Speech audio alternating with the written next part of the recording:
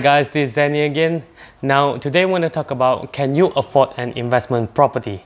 Now before we do that, if you're looking for properties and if you are investors, you can find it all out from the link here or at the description. Now what is investment property in the first place?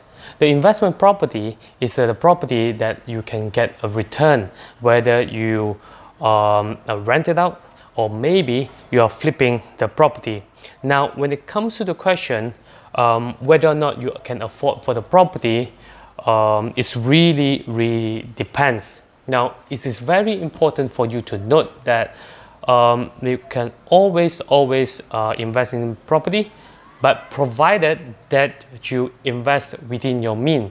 Now a lot of people, we can hear a lot of people out there, they can say, I invest in 10 units of blah blah blah project, I buy how many units in blah blah blah blah blah. Now yes, they are them, okay?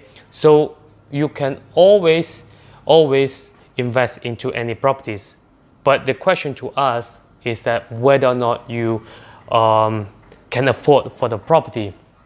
I did share in the previous videos where you can check out later how you calculate your affordability in your investment. Okay, so whenever I did share previously that when it comes to property investment, the first thing that I always do is to calculate how much I can afford for the property. From there, I know the budget, I can proceed to find the right property. Now it's not like that you need to follow what people buy, but the question to ask is that how much you can afford. Just because they buy 500k property, that shouldn't make you to buy 500k property. There are a lot of properties out there that is much below 500k, maybe 200k, 100k. There are lots of properties like that. So you don't have to follow the people when they buy, you buy.